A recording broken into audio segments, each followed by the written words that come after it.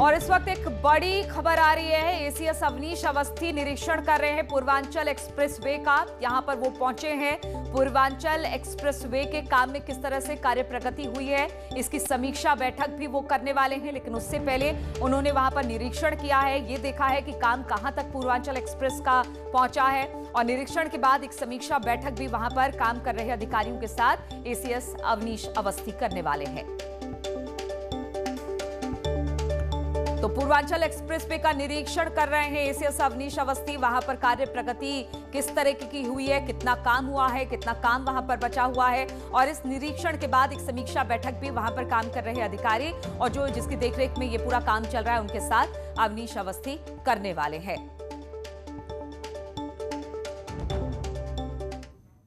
और रक्षा मंत्री राजनाथ सिंह आज गाजीपुर में एक शादी समारोह में शामिल होंगे। खास बात यह है कि विजेंद्र नाम के निर्धन छात्र को राजनाथ ने बतौर मुख्यमंत्री 19 साल पहले गोद लिया था। आज वो छात्र डॉक्टर बन चुका है। परिवार शादी समारोह में राजनाथ के आने से बेहद खुश है और भावुक भी नजर आ रहा है।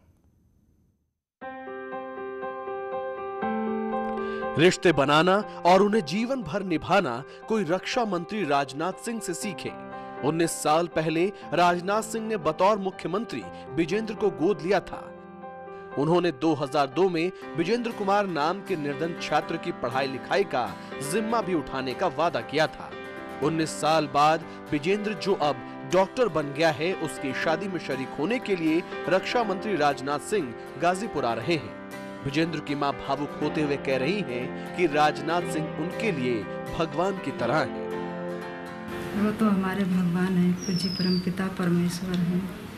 अगर शायद वो नहीं मिलते हमको तो शायद हम धरती पर कहाँ पर बिला के चली गई होती। और वो हमारे बच्चे के, हम लोग के जीवन में आए कि 4 चांद हमारे बच्चे के जीवन में लग गया। और बहुत खुशी हुई। हमारे दुख दर्द को जो उन्होंने बांटा, लाख लाख उनको बधाई, धन्यवाद। जितना कहूँ उतना कम है। विजेंद्र खुद बताते हैं कि उन्हें कभी किसी भी चीज की जरूरत हुई तो उन्होंने परिवार के संरक्षक के तौर पर राजनाथ सिंह से कहा और राजनाथ सिंह ने भी किसी भी तरह उस जरूरत को पूरा किया। जब विजेंद्र अपनी मां के साथ शादी का कार्ड देने पहुंचे तो राजनाथ ने कहा कि वादा किया था तो निभाऊंगा भी। शुरुआती मुलाकात तो जुलाई 2002 में हुई थी, जब हम लोग बहुत छोटे थे, 8वीं क्लास पास करके। उसके बाद से जो हम लोग सारी पढ़ाई का हुआ था जिम्मा उन्होंने लिया था। और वहाँ से फिर लेने के बाद सीएम आवास बुलाया, वहाँ पे अडॉप्ट किए गए। हम दोनों 2 लोग थे। अभी लास्ट जो हमारी मुलाकात हुई थी जब वेडिंग इनविटेशन का कार्ड देने गए थे तो 14 फरवरी को हुई थी। तो दिल्ली गए थे, आवास पे हुई थी। तो फिर हमने माताजी ने बोला कि आने की कोशिश करिएगा अगर आप, तो बोले कि ठीक है हम पक्का आएंगे। तो वही उसी के तहत ये पूरा प्रोग्राम हो रहा है। रक्षा मंत्री राजनाथ सिंह शादी के मौके पर नव दंपति को आशीर्वाद देने आ रहे हैं। ऐसे में उनके स्वागत के लिए परिवार पलक पावड़े बिछाए उनका इंतजार कर रहा है।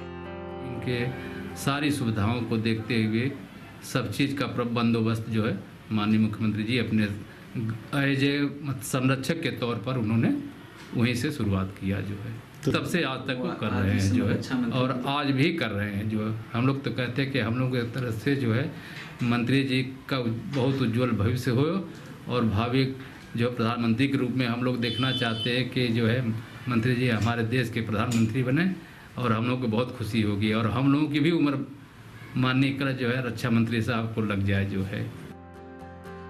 साल 2002 में वाराणसी के गुरुकुल में कक्षा 8 में टॉप करने वाले गाजीपुर के विजेंद्र का बचपन काफी दुश्वारियों में बीता।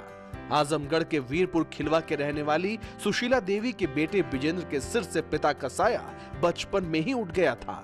पति के निधन के बाद सुशीला देवी परिवार के साथ गाजीपुर के सैदपुर अपने मायके में आकर रहने लगी थी। राजनाथ सिंह ने विजेंद्र का एडमिशन कानपुर के BNSD शिक्षा निकेतन में करवा दिया था, जिसके बाद विजेंद्र ने MBBS की तैयारी की। अब मेधावी विजेंद्र आज फैजाबाद के गोसाईगंज CHC में मेडिकल अफसर हैं। विजेंद्र और उसका पूरा परिवार कह रहा है कि राजनाथ सिंह ने उनकी जिंदगी बदल दी है। गाजीपुर से न्यूज़ 18 के लिए मनीष मिश्रा की रिपोर्ट। और इस वक्त एक बड़ी खबर मेरठ से आ रही है, जहां पर किसानों ने न्यूज 18 की टीम पर हमला किया है। न्यूज 18 संवाददाता उमेश श्रीवास्तव से कैमरा छीनने की कोशिश की है। जयंत चौधरी के समर्थक किसानों ने न्यूज 18 की टीम पर हमला किया है। न्यूज 18 का कैमरा तोड़ने की भी कोशिश की गई है। तो हम आपको बता दें कि किसान पंचायत कवर करने गए थे उमेश, इसी दौरान न्यूज 18 की टीम पर हमला हुआ है। यहां पर किसानों ने न्यूज 18 की टीम पर हमला किया। हमारे जो संवाददाता है उमेश श्रीवास्तव, उनसे कैमरा छीनने की कोशिश की है। बताया जा रहा है कि जयंत चौधरी के ये समर्थक थे जिन्होंने न्यूज 18 पर हमला किया, कैमरा तोड़ने की कोशिश की है। बातचीत करने के लिए उमेश इस वक्त हमारे साथ जुड़ गए। उमेश, क्या हुआ वहां पर?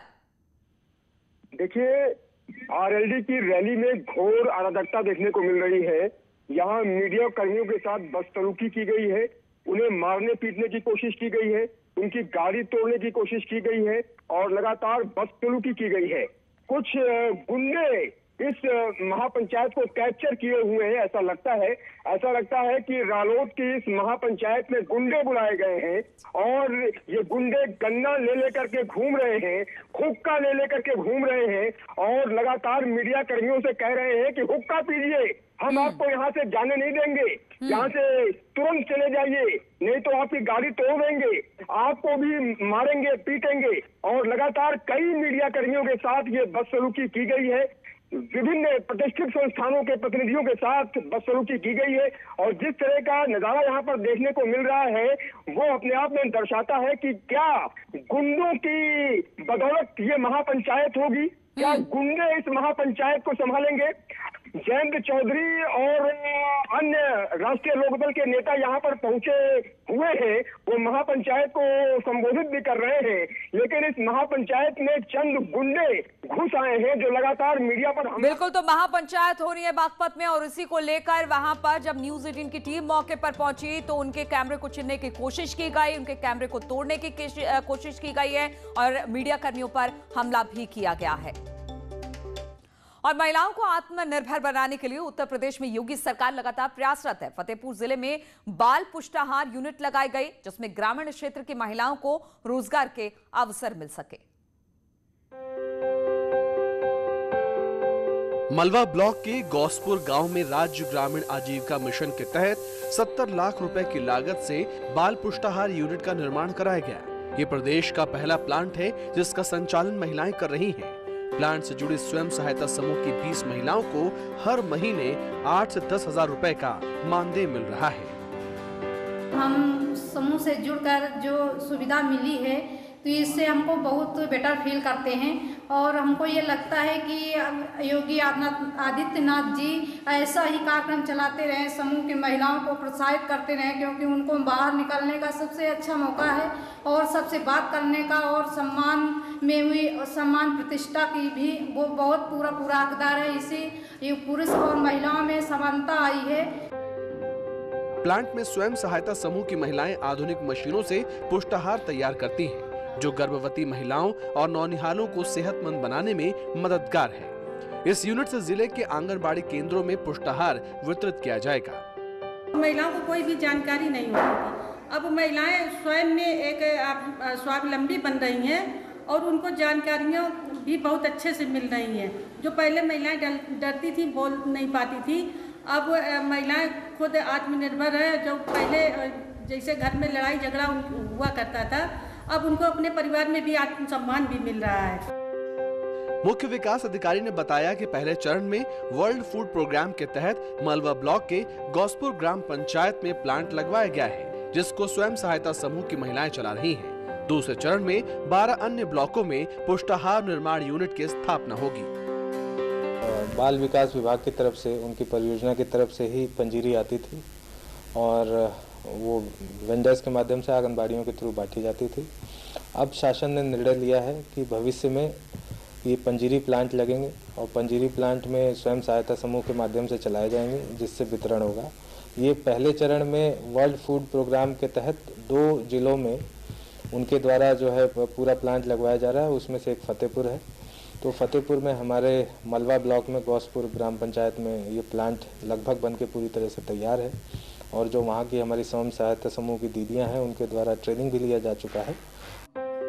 योगी सरकार की इस पहल से ग्रामीण इलाकों में रोजगार के अवसर पैदा हो रहे हैं और गांव की महिलाओं को न केवल उनके घर के करीब रोजगार मिल रहा है, बल्कि उनकी जिंदगी में खुशहाली भी आ रही है। न्यूज़ 18 के लिए संवाददाता धारा सिंह की रिपोर्ट।